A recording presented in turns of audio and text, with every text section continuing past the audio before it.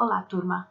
A aula passada estudamos as anemias hemolíticas, por defeitos intrínsecos, ou seja, problemas de herança, onde herdamos um gene alterado. Vimos as anemias hemolíticas por defeito de hemoglobina, tanto estrutural como quantitativo, por defeito de membrana, que gera uma baixa fragilidade osmótica e um alto grau de hemolítico. E hoje, para finalizar, vamos ver as enzimopatias, as enzimas alteradas que regulam os eritrócitos. Vamos estudar os defeitos dessas enzimas, ou seja, mais um problema genético. Quais as enzimopatias que vamos estudar? Então, nós vamos estudar a deficiência da glicose 6-fosfato desodrenagem, né, que é da via das pentoses, e vamos também estudar a deficiência pela piruvato quinase da via da glicólise anaeróbica. Vamos entender então o processo.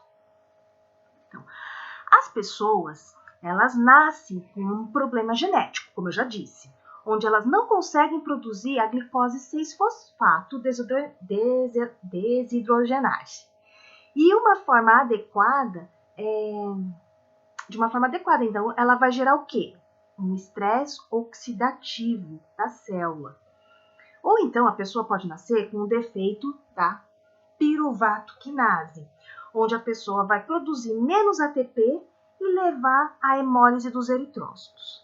Normalmente, uma pessoa saudável, né, ela consegue produzir a insulina, que o pâncreas produzindo a insulina, e essa insulina vai chegar até um receptor de insulina, onde vai se ligar. E quando ela faz essa ligação aqui, ela facilita a entrada da glicose para o interior da célula, né? Dentro da célula, né, essa glicose irá se quebrar pela via glicolítica e normal de uma célula. Mas dentro dos eritrócitos ocorre essa via glicolítica que a gente chama de Embeden-Meyhof, onde no final do processo a gente vai produzir 2 ATPs. Começamos aqui com 6 e finalizamos com 2 ATPs. Começamos com 6, porém durante todo esse processo aqui, que vocês devem ter aprendido lá na bioquímica, né? Eu só vou dar uma pincelada hoje. Nós gastamos 4 ATPs para poder chegar no final, que é a produção do piruvato e do lactato. Os eritrócitos necessitam, né, de manter seu fluxo eletrolítico. Então, eles precisam muito de ATPs e da glicose também, para não explodir a sua célula. Como todos os eritrócitos, eles precisam manter esse fluxo contra o gradiente de concentração. Ele vai bombear 3 sódios para fora e bombear 2 sódios para dentro, através da bomba de sódio e potássio. E isso tem um gasto de ATPs. Para que haja essa estabilidade osmótica dentro dos eritrócitos, né, eles precisam realmente ficar jogando sódio para fora para não entrar água e potássio para dentro. Se deixar o sódio dentro da célula, esta célula aqui vai permitir então o quê? A entrada da água para diluir esse sódio. Então ela vai ficando grande, bem inchada até explodir. Por isso que eu preciso tanto de ATP, porque eu preciso da energia para a bomba de sódio e potássio funcionar e da glicose. Bom, se eu tiver uma deficiência na enzima piruvato quinase, eu também não vou conseguir produzir os ATPs, né, suficiente. E aí a bomba de sódio e potássio, que eu tenho que ficar jogando sódio para fora e potássio para dentro, ela vai começar a ter falhas. E a hemácia vai hemolizar, porque, como eu falei, vai entrar água e ela vai estourar. Então, quando eu tenho esta enzima em deficiência, acontece isso. Mas quando eu tenho uma deficiência da glicose 6 6-fosfato, o processo é um pouquinho diferente.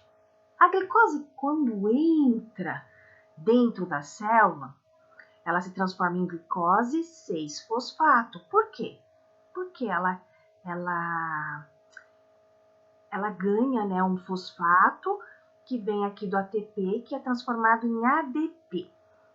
Aí a glicose 6-fosfato entra no ciclo que chamamos de shunt das hexoses monofosfato, onde será transformada em uma frutose 6-fosfato, e aí ela será quebrada até se transformar em piruvato. Na célula comum, o piruvato entraria numa mitocôndria, onde ele seria oxidado e iria produzir o ATP. Porém, nas hemácias, este piruvato fica nessa via aqui que a gente chama de via glicolítica Embeden-May-Wolf. Como é que funciona, então, esta via? A glicose 6-fosfato, então, foi transformada, né, na frutose 6, e por redução do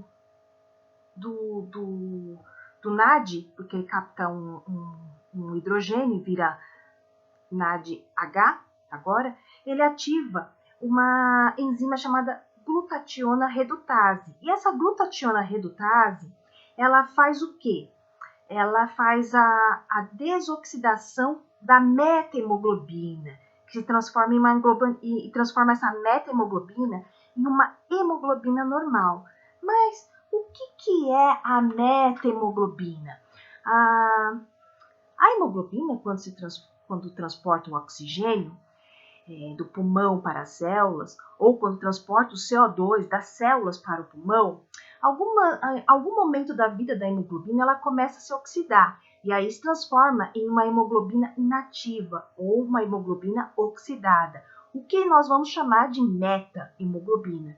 E eu preciso que ela volte ao normal nessa hemoglobina.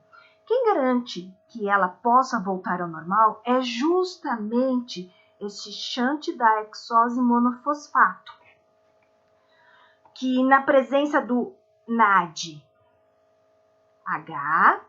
né, ativa a glutationa redutase para transformar a meta-hemoglobina em hemoglobina normal, reduzindo assim o estresse oxidativo.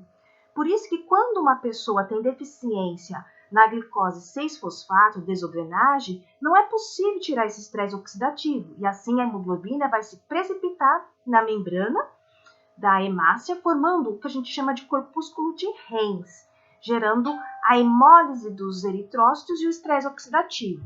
Então aqui, ó, um exemplo do corpúsculo de Hens, quando a hemoglobina se precipita aqui na parede, na membrana da hemácia. Bom, então as pessoas que têm essa deficiência da G6PD, né, que é da via das pentoses, elas não podem ingerir drogas oxidantes que levam ao acúmulo maior da quantidade da meta-hemoglobina, né? Então, elas precisam tomar cuidado com os alimentos e remédios que ela toma. O gene responsável pelo defeito desta enzima está no cromossomo X. Por isso essa doença é ligada ao sexo masculino, porque o masculino é XY. A mulher, para ter o defeito, teria que ter os dois X podres, digamos assim. Então, um só cromossomo alterado na mulher, um X só, não deixa ela deficiente, né? Ela fica normal. Bom, o quadro clínico dessa doença, né? Bom, é uma anemia hemolítica, então vai ter surtos de hemólise, que são desencadeados por infecções, né? Por exemplo, hepatite viral, pneumonia, ou qualquer coisa que causa essas infecções e que causa a oxidação, né? O estresse oxidativo. A ingestão de drogas oxidantes, que depois eu tenho um quadro com alguns exemplos dela. Alimentos, principalmente alimentos que são em favas, né? Como feijão verde. E o diagnóstico para essa anemia. A gente tem que fazer a dosagem dessa enzima ou mesmo PCR desta enzima. Aqui eu coloquei algum tratamento para esta doença, né? Então, evite as drogas. Aqui eu coloquei esses exemplos aqui que são os mais clássicos, né? Antimalárico, os analgésicos como o AS, né? Alguns produtos químicos que nós usamos em casa, como naftalina, que é do tempo da minha avó. Mas enfim, aqui ó, o quadro de todos os remédios de drogas que podem agravar esse quadro hemolítico das pessoas que têm essa deficiência.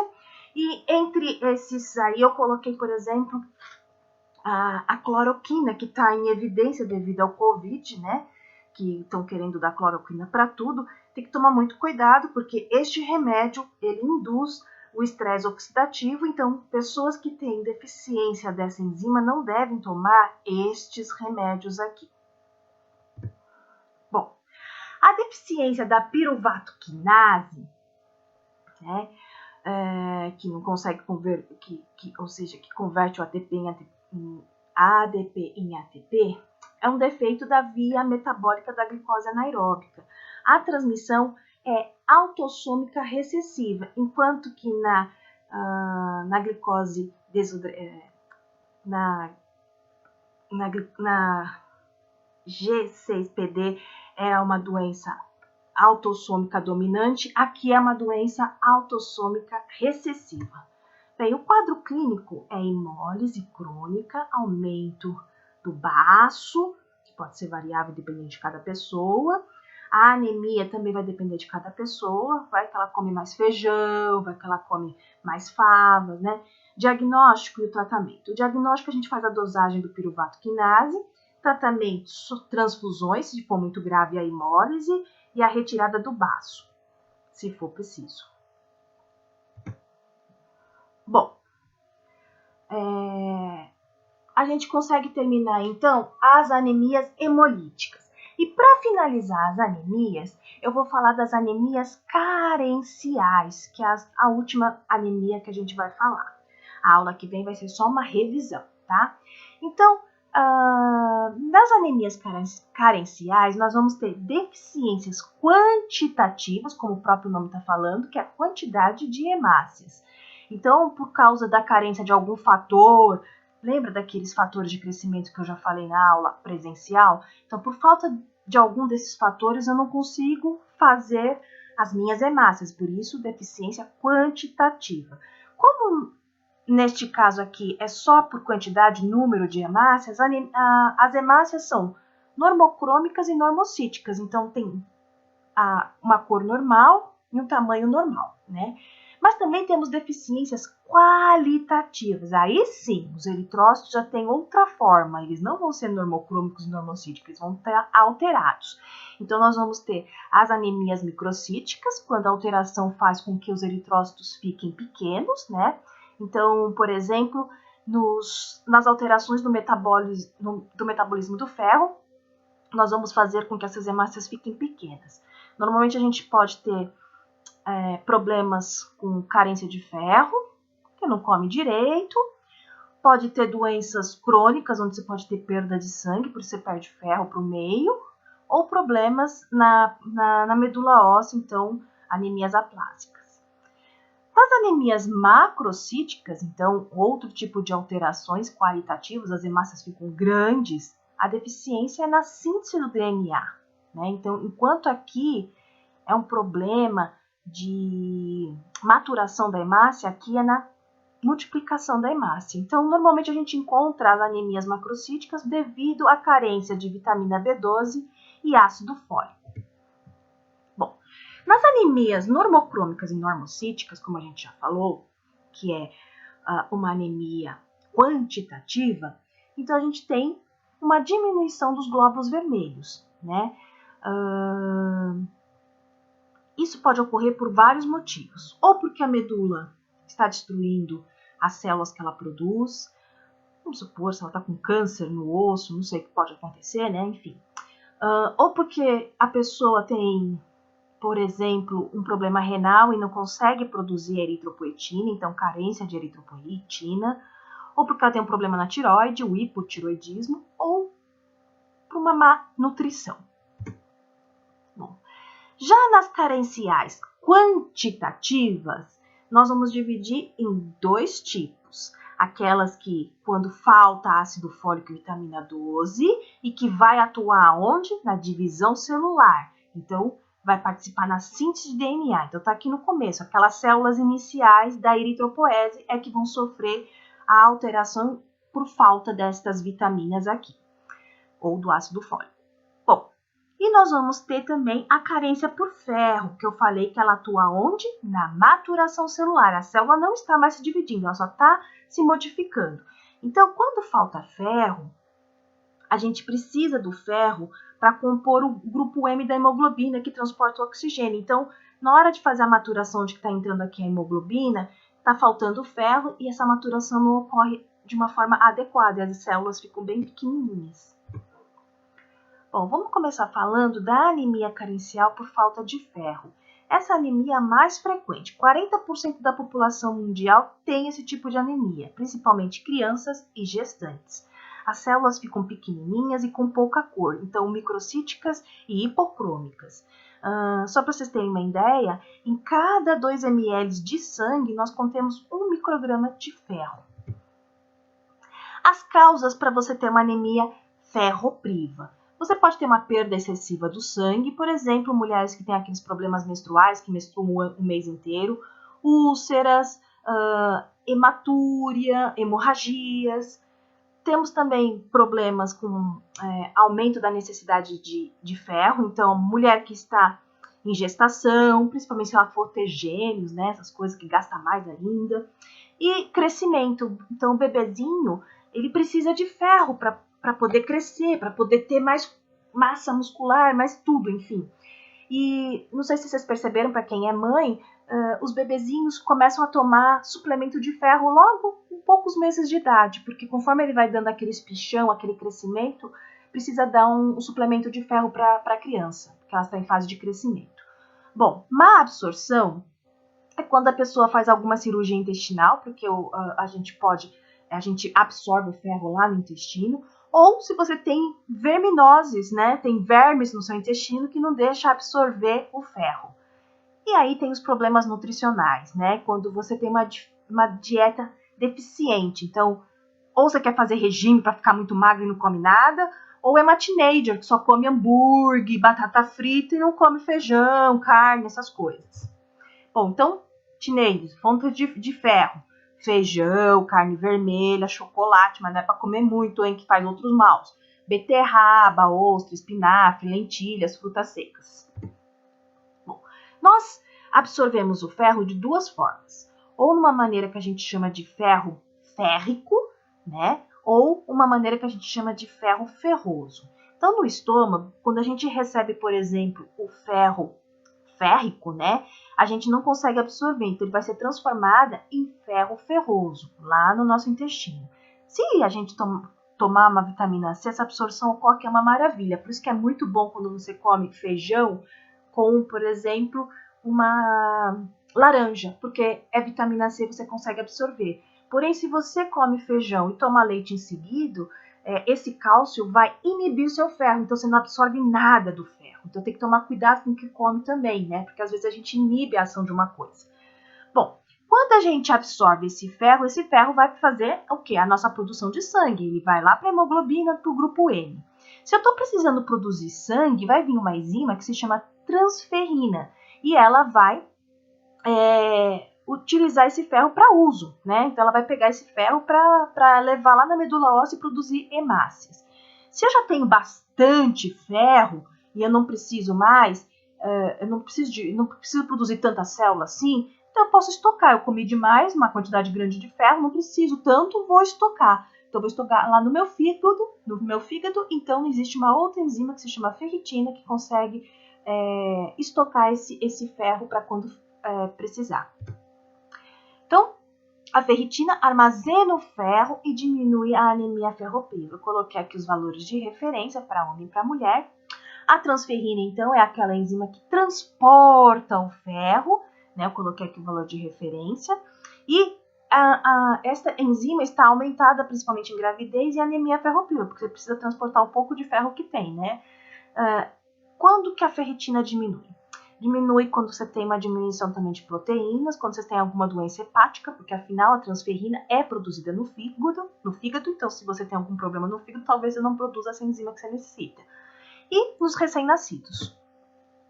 Bom, então aqui eu coloquei a patogenia da doença quando você tem, da anemia ferropriva, quando você tem. Então, o ferro vai funcionar para quê? Para maturação da célula. Ele atua aqui justamente na hora da formação da hemoglobina. Quando você diminui a quantidade de ferro, a síntese de hemoglobina também vai ser alterada, né? E também vai diminuir a taxa de hemoglobina circulante, porque você não tem ferro suficiente para colocar em todas a hemoglobina. Com isso, se você não tem hemoglobina, você vai ter a falta de oxigênio, porque a hemoglobina é que vai transportar o seu oxigênio. Então, você vai ter a hipóxia. Tendo hipóxia, o rim vai receber o sinal que está faltando oxigênio, vai começar a produzir mais eritropoetina para estimular a medula óssea a fazer mais eritropoese. E essa medula óssea, então, está altamente estimulada, está tão estimulada que ela começa a fazer muita multiplicação de hemácias, então uma hiperplasia. Só que como ela não tem quantidade suficiente para fazer a maturação das hemácias, ela começa que dividir essas hemácias, elas ficam pequenininhas, e aí é que entra as microcitoses. Então, ela não consegue fazer uma maturação adequada, ela tem pouca hemoglobina, então ela vai fazer uma coisa menorzinha, microcitose, né? E as células, então, ficam hipocrômicas, porque tem pouca hemoglobina. Bom, o diagnóstico para uma anemia ferropriva, quando a gente faz o esfregaço, você vai ter uma microcitose, as células são pequenininhas, vai ter pouca cor, hipocromia, e pode conter bastante anisocitose, variações aqui de tamanhos e formas também. Bom, nos aspectos laboratoriais, tudo diminui, né? Então, vai diminuir o VCM, porque é o volume. Se a hemácia está pequena, vai diminuir mesmo. Glóbulos vermelhos é anemia, vai ter que diminuir, assim como o HB, que é a hemoglobina, o HT e o HCM. A ferritina está diminuída também, o ferro sérico também vai estar diminuído, e nós vamos ter um aumento, então, da saturação da transferrina, porque ela vai tentar compensar a pouca coisa que tem, transportando o que encontrar. Bom, nas anemias megaloblásticas já é um pouquinho diferente. Então, agora, a gente vai falar no atraso da maturação do núcleo em relação ao citoplasma, né? Então, é um problema que vai implicar na síntese do DNA, tá? Então, essa anemia, ela é caracterizada por esse atraso da maturação nuclear, né? Dando um dano na síntese do DNA e fazendo com que as células fiquem enormes, grandes. Normalmente nós encontramos esse tipo de anemia com as pessoas que têm carência de vitamina B12 ou ácido fólico. Nós temos duas maneiras de ter problema de carência, tá? De ácido fólico ou vitamina B12. Ou porque você não se alimenta adequadamente da vitamina ou do ácido fólico, por isso você tem uma carência dessas substâncias aqui. E aí você vai ter uma anemia que a gente chama de anemia megaloblástica. Ou você até come a quantidade suficiente, você come tudo, você come todos os verdinhos que existe, mas você tem algum problema, seja lá no estômago ou em algum lugar, que você não consegue absorver a vitamina B12 ou ácido fólico. E aí, quando você está comendo direitinho, mas não consegue absorver essas vitaminas, você tem também uma anemia megaloblástica, mas a gente chama de perniciosa, tá? Porque você está comendo direitinho, o problema é que você não consegue absorver. E a gente vai ver isso daqui a pouquinho, mas pessoas que fazem aquela redução de estômago e intestino têm esse tipo de perniciosa. Pessoas que, por exemplo, têm gastrite, pegou uma H. pylori, sei lá, fez alguma coisa que alterou o estômago. Lá no estômago, a gente tem fatores intrínsecos que conseguem incluir essas vitaminas e absorver essas vitaminas. Então, se você tiver um problema no estômago, você também não consegue absorver isso daqui, tá? Então, como eu disse, o ácido fólico e vitamina B12 atuam na síntese de DNA, portanto, atuam no departamento de reprodução da eritropoese. Vamos ter, em consequência disso, poucas divisões celulares, formando poucas células de tamanho bem grandes.